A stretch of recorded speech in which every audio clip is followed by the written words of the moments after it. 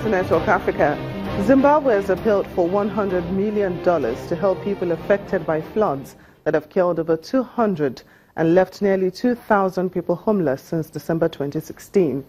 A crippling drought last year left more than 4 million people in need of food aid, after which heavy rains began pounding parts of the south and southwest of the country in December. The local government says floods have swept through villages, destroying roads, crops and livestock. Last week, the cash-strapped government was criticized for spending a reported $2 million to celebrate President Robert Mugabe's 93rd birthday. The Democratic Republic of Congo's main opposition alliance has named the son of its late leader, Etienne Tshisekedi, to succeed him. Felix Tshisekedi will be the president of the 9-party grouping which opposes President Joseph Kabila. Over the past 3 years, he has taken an increasingly prominent role in the opposition. His appointment was announced despite the objections of at least 2 groups in the alliance. His father, a long-time opposition leader, had led the alliance in last December's negotiations over the future of the president. Under the transition agreement, Mr. Kabila will step down after elections which must take place this year. Ethiopia has celebrated the 121st anniversary of the crucial Battle of Adwa, which took place in the country's north. The significant battle saw Ethiopians defeat the invading Italian army, and it stopped the country from being colonized at a time when much of Africa was rapidly seized by Europeans.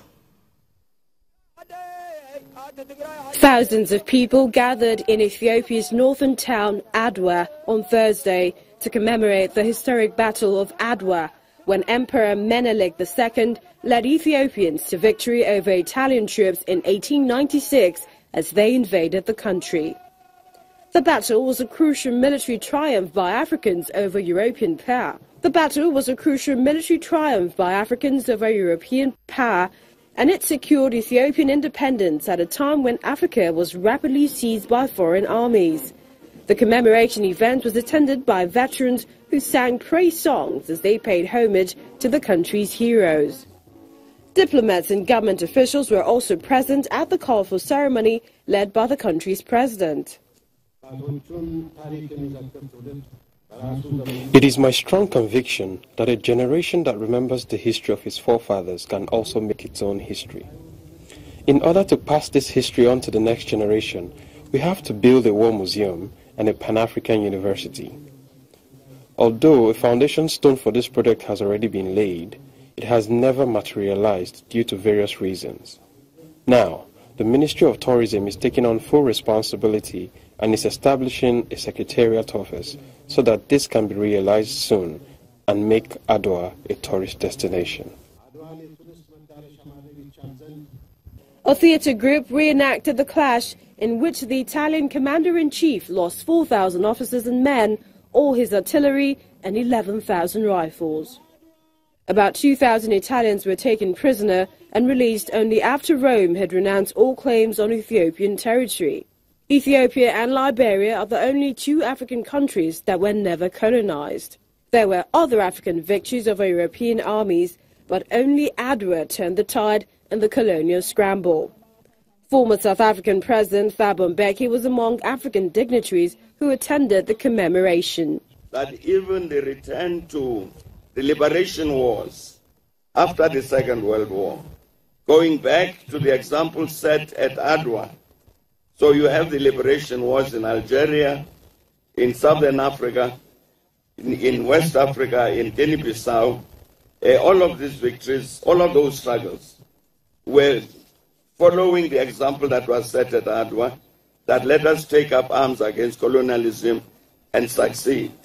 And indeed, this time, they succeeded. In his 24-year reign, Menelik also founded Addis Ababa and doubled the size of Ethiopia's territory. The UN expert on cultural rights, Karima Binauni, says cultural rights and education are key deterrents to fundamentalism and extremism. In a report to the United Nations Human Rights Council, Ms. Binauni raised concerns about the normalization of fundamentalist and extremist ideology and rhetoric in many political, cultural, and media contexts.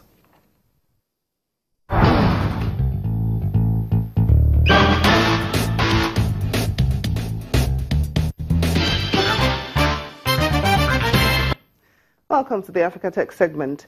The 5th edition of the Social Media Week Lagos featured a central stage for keynotes and panels, multiple rooms for workshops, master classes and presentation, and an area dedicated to co-working, networking, and interactive installations. Take a look. The first keynote address, titled The Future of Media, was delivered by the Chief Product Officer of Facebook, Chris Cox. In the session, he explains how the future of the media will be driven by immersive media, also known as augmented or virtual reality, authenticity of stories, and building communities. We've continued to make progress on rolling out free basics as well as express Wi-Fi, which is helping local entrepreneurs deliver Wi-Fi using a backhaul and a suite of services that Facebook provides. And then we're continuing to invest in longer-term projects like Aquila, which is a plan to hopefully one day be able to deliver fast free internet via plane. He also explained why Facebook will start accepting Naira payment after a lot of requests by Nigerian entrepreneurs to pay for advertisements and other services in Naira. So we just announced the Facebook Journalism Project. That was in January. And our goal there is to really develop a more structured relationship with media companies and newsrooms specifically all around the world. And so that includes a bigger partnerships effort, building products together, so working with newsrooms to develop products rather than doing it internally.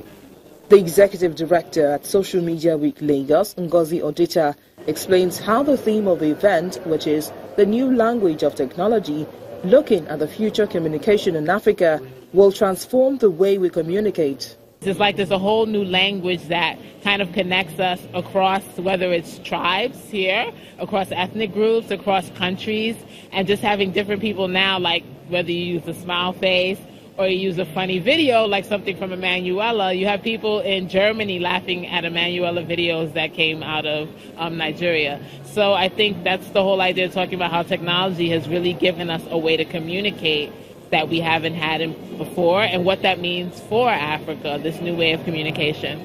Social media is totally all-enveloping. It controls how everybody does everything.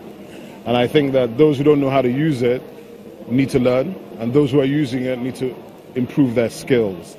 Because social media is not just about talking about your personal stuff, it's about your businesses. I mean, there's 60 million businesses on Facebook with business pages. If you can understand what that means in terms of scale, marketing, reach, and opportunity, then you begin to understand the real possibilities of what social media is already doing, not the potential, what it's doing already. Social Media Week is a media news publishing platform and worldwide event with a presence across 5 continents, which includes Europe, North America, Latin America, Africa, and Asia.